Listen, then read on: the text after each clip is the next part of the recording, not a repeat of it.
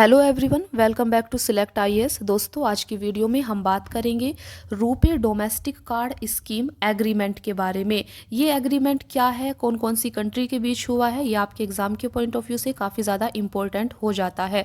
आपसे एग्जाम में directly question पूछा जा सकता है कि अभी हाल ही में RuPay domestic card scheme agreement ये किन दो कंट्री के बीच साइन हुआ है। तो इसीलिए आपको आज की वीडियो को पूरा देखना है। चलिए फिर स्टार्ट करते हैं आज की क्लास।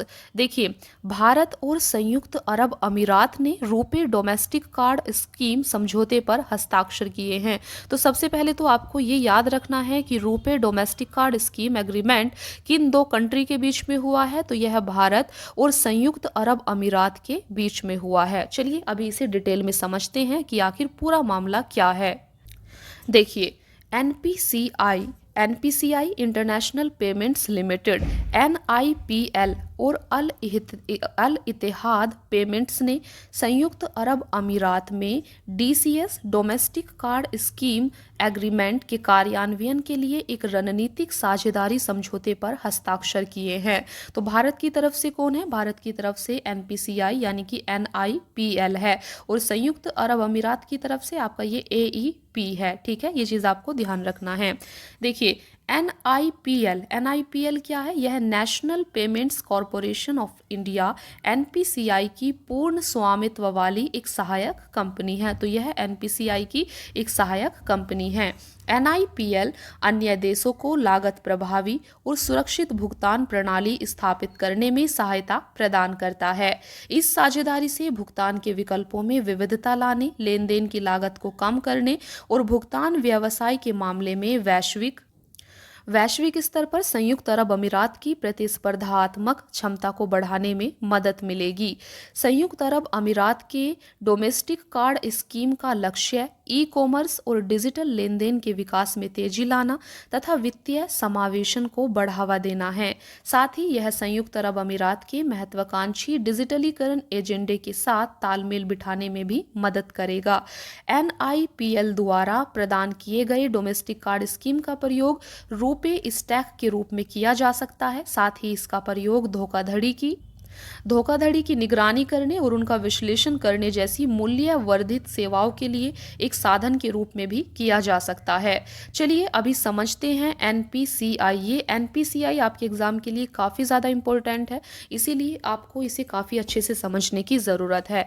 NPCI की फुल फॉर्म होती है national payments corporation of India, भारतीय राष्ट्रीय भुगतान निगम। चलिए इसे अभी डिटेल में समझते हैं। देखिए, NPCI के बारे में। NPCI भारत में खुदरा भुगतान और निपटान प्रणाली के संचालन के लिए एक अम्ब्रेला संगठन है। इसकी उत्पत्ति की बात करते हैं तो यह भुगतान और निपटान प्रणाली अधिनियम 2007 के तहत RBI और भारतीय बैंक संघ की एक पहल है।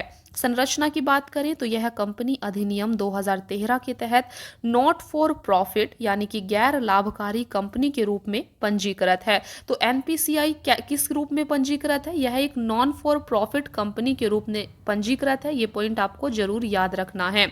बात करते हैं इसके कार्यों की।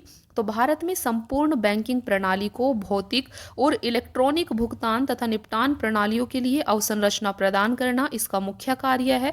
इसके अलावा प्रौद्योगिकी का उपयोग करके खुदरा भुगतान प्रणालियों में नवाचार लाना भी इसका कार्य है। यहाँ पर आप देख सकते हैं NPCI द्वारा शुरू की गई कुछ पहलों को यहाँ पर आप देख सकते हैं। पहली है नेशनल फाइनेंशियल स्विच तत्काल भुगतान सेवा IMPS, आधार सक्षम भुगतान प्रणाली, नेशनल ऑटोमेटेड क्लियरिंग हाउस, राष्ट्रीय इलेक्ट्रॉनिक टोल संग्रह, भारत बिल भुगतान प्रणाली, एकीकृत भुगतान इंटरफेस UPI को आप सभी जानते हैं, आधार पेमेंट ब्रिज। तो ये NPCI के द्वारा शुरू की गई कुछ मुख्य पहलें या वित्तीय सेवाएं हैं, इन्हें आपको ध्यान में रखना है।